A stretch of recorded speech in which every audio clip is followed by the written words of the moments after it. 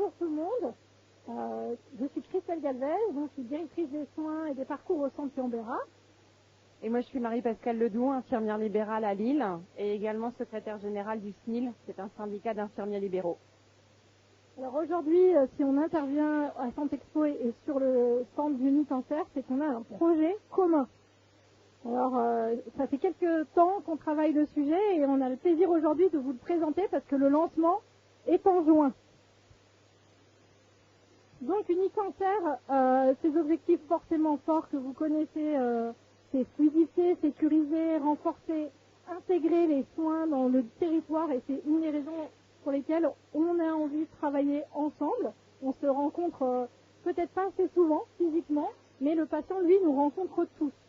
Donc c'est ce qui nous fait vouloir travailler ensemble, nous fédérer autour de bonnes pratiques et nous accompagner aussi sur le développement de notre métier, parce que moi je m'occupe des 900 soignants dans le centre Léon-Bérat, mais sur Auvergne-Rhône-Alpes, vous êtes 14 000 infirmières libérales, et de ton côté, je sais pas combien vous êtes Beaucoup.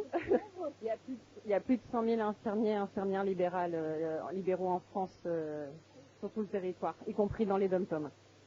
Donc, vous êtes des acteurs importants et indispensables dans la prise en charge des patients en cancérologie.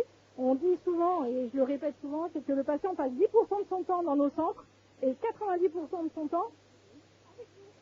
Pas complètement avec nous, mais chez lui où on intervient, oui, tout à fait. Ouais. L'idée est germée dans notre esprit d'abord par plein d'histoires, la mastectomie en ambulatoire qui s'est développée dans nos centres, l'immunothérapie, et puis le Covid. Le Covid nous a fait aussi nous rencontrer, parce que sans vous, on n'aurait pas réussi à prendre en charge tous les patients. Vous avez réussi à être les poumons de nos centres, en gardant nos patients qui étaient pris en charge pour un cancer, mais qui ne nécessitaient pas d'être dans nos centres. Donc, une fois qu'on a fait ça, on était au clair sur le fait, est-ce que vous avez envie qu'on travaille cette reconnaissance? Est-ce que vous avez envie que l'on fonctionne ensemble? Donc, il y a plus de 1000 infirmières qui nous ont répondu de manière assez rapide sur le fait que, oui, dans 40% des cas, on a déjà exercé en cancérologie. Je ne sais pas si c'est ton cas, Marie, tu avais déjà exercé en cancérologie? Alors non, parce que j'ai pas fait beaucoup d'hôpital, mais quand j'étais étudiante, j'ai fait des stages en cancérologie. Et donc, on vous a demandé quelle était votre file active. Donc, toi, par exemple, qu'est-ce que c'est une file active? Une file active d'infirmière libérale, c'est un peu le profil des patients qu'elle prend en charge. Donc, le type de patient qu'elle prend en charge et le type de pathologie qu'on prend en charge à domicile. Par jour, c'est quoi? Combien de patients vous prenez en charge? Alors, ça dépend. Moi, dans mon cabinet, on a un gros cabinet qui tourne très bien. On est quasiment à 60 patients par jour. Une infirmière par jour? D'accord. Et quand on vous nous dites que c'est 30% de votre file active sont des patients qui sont atteints de cancer, si on dit... Alors oui, c'est possible, mais ça dépend. Ça dépend. Un infirmier libéral qui travaille à Villejuif, sur la ville de Villejuif, il va avoir beaucoup plus de patients atteints de cancer que un infirmier libéral qui travaille en pleine campagne, très très loin d'un centre hospitalier. Nous, à Lille, oui, on a beaucoup, moi je travaille dans Lille intramuros, on a beaucoup de patients qui sont atteints de cancer, on a aussi beaucoup de centres de lutte contre le cancer en métropole lilloise. Donc ça dépend, on peut pas généraliser en fait. Hein. Mais tous les infirmiers libéraux ont un jour ou l'autre à prendre en charge des patients qui ont un cancer. Ce qui est intéressant, c'est quand on vous a questionné, vous nous avez dit, c'est vraiment très intéressant. C'est très intéressant les prises en charge de cancérologie, mais par contre, ça nécessite de la connaissance, plus de temps. Tu peux nous dire? Alors, très intéressant parce que c'est des soins techniques qui demandent aussi beaucoup de relationnel et ça demande une mise à jour de nos connaissances, effectivement, parce que la science, elle évolue tout le temps, la recherche contre le cancer, elle évolue tout le temps, et puis on peut rester parfois un certain temps sans prendre de patients cancéreux en charge. Et quand on en a un, on dit tiens, il a un nouveau protocole, c'est quoi ce produit? On le connaît pas, il a eu telle chimio, c'est une nouvelle, c'est quoi les effets indésirables? Et on se retrouve un petit peu démuni parce que le patient, quand il va à l'hôpital se faire poser sa chimio, il est pas bien dans sa tête, il est perturbé, voilà, il sait pas ce qui va devenir et il pense pas forcément à demander au médecin, à poser des questions au médecin. En revanche, il rentre à la maison, il connaît son infirmière libérale, la plupart du temps elle est venue quand il s'est fait opérer de l'orteil, quand sa femme elle a eu ceci, quand son fils il a eu cela, et du coup il pose les questions à l'infirmier libéral, et nous on dit, je sais pas, je vais me renseigner, et c'est compliqué d'avoir cet accès à l'information, d'être au courant en permanence des nouvelles découvertes, des nouvelles chimios, pour mieux prendre en charge notre patient à domicile, quoi. C'est votre quotidien, vous avez des moments de solitude, et en même temps, vous avez envie de travailler avec nous. Pourquoi ? Parce que, moi, je vais parler de mon expérience personnelle. Ça fait plus de 10 ans que je suis infirmière libérale. J'en ai accompagné des patients qui étaient atteints de cancer à domicile. Et à chaque fois, je me suis retrouvée un peu en difficulté parce que j'avais pas accès à toutes les informations, parce que le patient me posait des questions que je pensais être des cols, parce que j'étais pas capable de répondre à ces questions. Et je me dis, le fait de rentrer dans ce processus, dans ce label, ça va me donner un accès facilité à de la vraie information, à de la bonne information qui sera mise à jour tout le temps. Et ça va servir surtout mon patient. Déjà moi, parce que je serai contente de pouvoir lui répondre, et lui parce que pour le patient, l'infirmière libérale, c'est une personne de confiance. Il a confiance, il met sa vie dans nos mains, et c'est nous qui intervenons à la maison, c'est nous qui allons consoler son fils qui est en train de pleurer parce que son papa il a un cancer. C'est nous qui allons à domicile, qui les voyons dans leur quotidien, dans leur maison, dans leur environnement. Et c'est vrai que quand le patient va à l'hôpital, il n'y a pas tout ce côté-là. Que là, c'est nous qui allons là. Et je me dis que tout ce qui peut être fait pour une meilleure prise en charge du patient, mais pour le soulager moralement de tout un tas de questions qu'il n'a plus à se poser parce que nous, on peut lui apporter les réponses facilement. Ça, pour moi, c'est une grande avancée, quoi. C'est clair que, oui, tout de suite, je signe. Où est-ce qu'on signe ?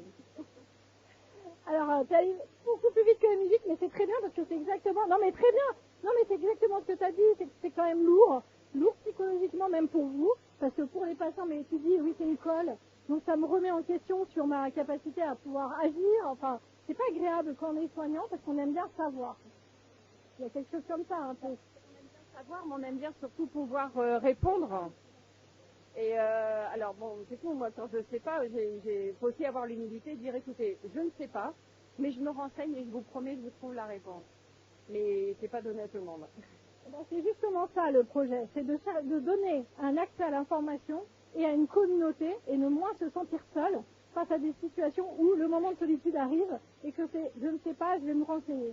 Et donc l'idée, ça a été de travailler sur des moyens d'accès à la connaissance et vous expliquer qu'aujourd'hui les moyens d'accès c'est quand même 70% Internet, Google, les réseaux sociaux, et après vos collègues, et après la formation. Parce que le temps de formation, pour finir, il n'est pas si vaste que ça, et puis vous ne faites pas de classe en zéro, comme vous le dites si bien. L'idée d'un label, quand on vous a posé la question, c'est comme tu le dis, c'est les consolidations des acquis, meilleure coordination. Et pourquoi ce serait important ? Parce que c'est une charge affective et besoin de plus de disponibilité. Donc on a imaginé, dans un cadre d'un conseil scientifique, Unicancer nous a donné les moyens pour monter un conseil scientifique pluriprofessionnel, dont d'ailleurs Pascal faisait partie, mais dont une vingtaine d'infirmiers libéraux font partie, des associations françaises d'infirmières en cancérologie, des médecins, des patients ont fait partie, et on a pu décrire quels étaient les critères qu'on pouvait attendre d'une infirmière à labelliser et à accompagner pour pouvoir s'appuyer sur leur expérience, leur formation, et les besoins d'actualisation. Donc on a imaginé une plateforme et on a la chance d'avoir créé un partenariat avec Méridic Santé qui est ici parmi nous aujourd'hui, merci Stéphanie Leblanc, qui nous permet de rassembler tous les acteurs sur une même plateforme, vous retrouvez ici avec des fils d'actualité, savoir comment va se passer le label, ici le processus de labellisation, mais ici toutes les ressources et les informations qui seront nécessaires pour pouvoir y arriver. Donc l'idée, c'est d'avoir des informations pertinentes, des moyens d'échange facilités, des événements fédérateurs et des actions de formation. Donc c'est vraiment un socle qui permet à l'équipe de se retrouver. Donc la création d'une communauté de pratique apprenante, c'est vraiment la première fois en France qu'on veut créer une communauté de pratique apprenante en cancérologie. C'est un peu ce qu'on a imaginé. Bien sûr, le label, bien sûr, former, accompagner, donner de la connaissance et puis partager des pratiques et puis surtout partager vos contraintes parce que ce qu'on a appris à travers nos échanges, c'est vous avez des contraintes qu'on ne connaissait pas. C'est ce que tu viens d'expliquer, c'est le domicile, c'est des domaines sur nous, l'hôpital, on en est vraiment très loin et parfois on en oublie. Donc le projet va se déplacer et se dérouler de mai à septembre. On va chercher 100 professionnels des CLCC les plus motivés et donc on a réussi à trouver les 100 professionnels des CLCC les plus motivés à Lyon et à Rouen parce que c'est 2 régions qui vont se lancer en premier. Puis on aura 100 ISEL qu'on va chercher très motivés aussi pour juin, juillet, août pour tester la plateforme, nous faire des retours. Merci au corps infirmiers libéraux qui répond hyper présent. L'ordre infirmier, les syndicats, les professionnels qui nous écrivent d'ailleurs sur les réseaux sociaux sont nombreux. C'est vraiment un plaisir de se rendre compte que ça répond à un besoin. Et en septembre, on l'ouvre aux 2 régions globalement à tous. Et l'idée, c'est que ce soit se lance en 2024 sur notre autre centre, notre autre région, et puis le reste en 2025. Donc c'est une solution qu'Unicancer propose en partenariat avec Méridic Santé pour permettre ce genre d'échange et de communauté pratique.